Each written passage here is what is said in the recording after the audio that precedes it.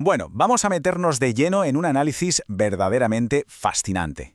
Hoy exploramos un relato histórico épico extraído de los textos antiguos del segundo libro de las Crónicas, concretamente del capítulo 32. Es una de esas historias que lo tiene absolutamente todo: un imperio despiadado, un reino minúsculo acorralado, y un desenlace que, francamente, desafía cualquier lógica. Y para ponernos en situación, imaginemos visualmente este escenario con una estética pura de Oriente Medio antiguo, solo armaduras y guerreros. O sea, nada de símbolos católicos clásicos, ni cruces, ni aureolas. Esto es un conflicto crudo y real. Hablamos del enfrentamiento definitivo entre el rey Ezequías de Judá y la aterradora maquinaria de guerra de Asiria. Y esa es precisamente la gran incógnita que envuelve todo este escenario. Porque, a ver, las tropas asirias no eran un ejército del montón, eran, literalmente, la fuerza más letal de su tiempo, un imperio que devoraba naciones enteras como si nada. Y de repente esta fuerza imparable decide poner su mirada en la ciudad de Jerusalén. El cerco es inminente y la destrucción parece inevitable. Es el momento perfecto para ver qué sucede cuando las convicciones más profundas colisionan frontalmente contra el poder absoluto del mundo físico. Sección 1. La amenaza de Sennacherib. Pasamos a la sección 2, preparación y fe práctica. Lo alucinante aquí es el momento exacto de esta invasión. Sennacherib ataca justo después de que Ezequías llevara a cabo una enorme reforma espiritual, lo cual nos demuestra que hacer las cosas bien no te libra por arte de magia de los problemas masivos. Pero, frente a esta amenaza, Ezequías no se queda de brazos cruzados. Su estrategia es brutal. Primero, cortan el suministro de agua tapando los manantiales de Gijón. La lógica es impecable. No vas a invitar al enemigo más letal del mundo a tu casa y encima dejarle el grifo abierto para que beba agua fresca, ¿verdad?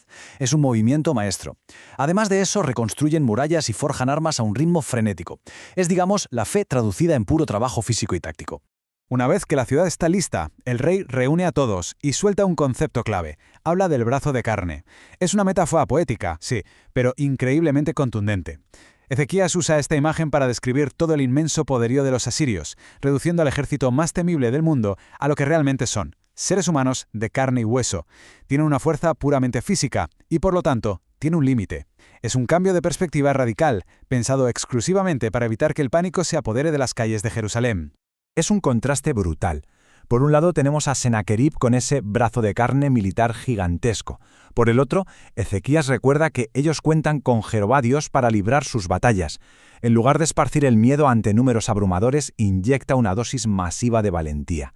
Nos enseña que la realidad visible, los números, los soldados, no siempre cuentan toda la historia.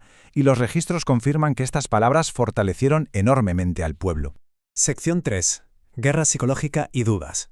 Porque claro, la guerra casi nunca empieza con el choque de las espadas. Antes de disparar una sola flecha, Sennacherib lanza una campaña de propaganda devastadora. Fijémonos en la soberbia de sus palabras. ¿En qué confían para quedarse en Jerusalén? Los está engañando.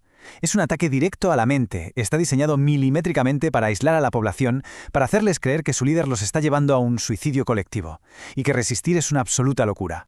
Ahora, lo que hace que esta diapositiva sea tan reveladora es el nivel de detalle de sus tácticas.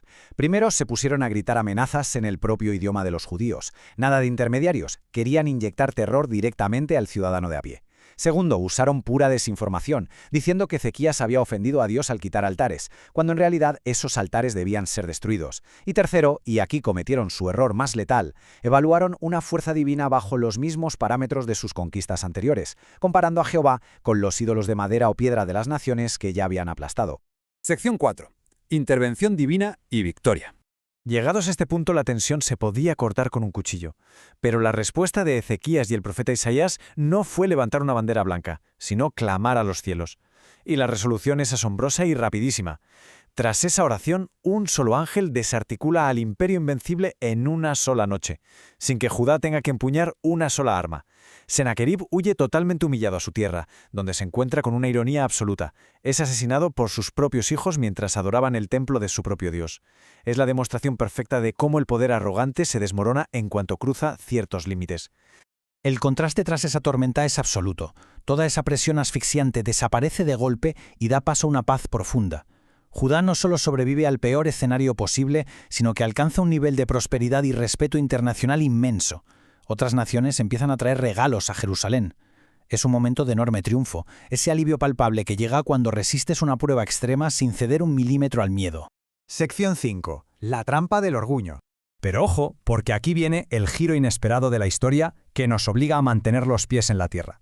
Tras vencer a la mayor amenaza del planeta, surge un peligro completamente silencioso.